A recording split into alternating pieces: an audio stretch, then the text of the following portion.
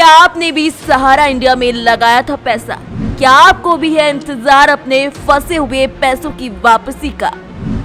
क्या आपके भी काम सहारा के पैसों के कारण है रुके हुए?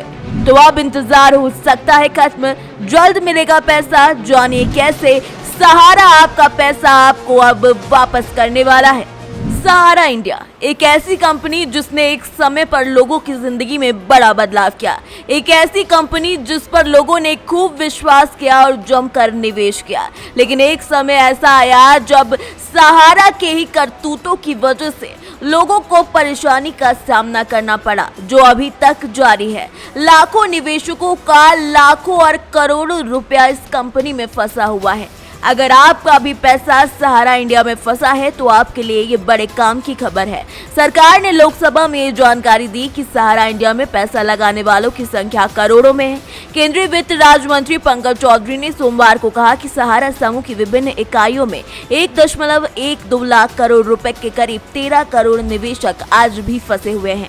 इससे पहले बाजार नियामक सेबी ने सहारा ग्रुप की 2 कंपनियों सहारा कमोडिटी सर्विसेज कॉर्पोरेशन लिमिटेड और सहारा हाउसिंग इन्वेस्टमेंट कॉर्पोरेशन लिमिटेड को मंजूरी दी थी। सुब्रत रॉय और 3 अन्य पर 12 करोड़ रुपए का जुर्माना लगाया गया था। इसके अलावा सहारा इंडिया परिवार के निवेशकों ने इस साल लगातार अलग अलग जगहों पर अपने रिफंड को लेकर विरोध प्रदर्शन किया। दरअसल सहारा में फंसे हुए पैसों को लेकर अलग अलग शहर के निवेशक सड़कों पर उतर आए थे। लेकिन अब सेबी और सहारा के बीच एक समझौता हो चुका है और जितने भी कोऑपरेटिव सोसाइटी के जो भुगतान है उनको जल्द से जल्द दिल्ली हाई कोर्ट के आदेश के बाद सहारा को कराने का आदेश दे दिया गया है।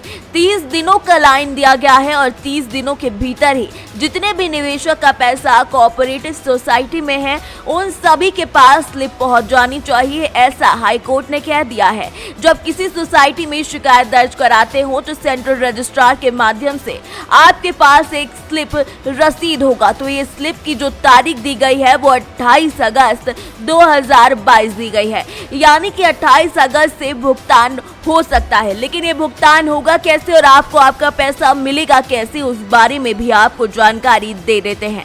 सबसे पहले जितने लोगों का भुगतान सीधे सहारा में प्रत्यक्ष रूप से किया गया है उन सभी से अनुरोध किया गया है कि आप अपने जिले में डीएम के पास एक पत्र लिखकर अपनी पूरी जानकारी दें।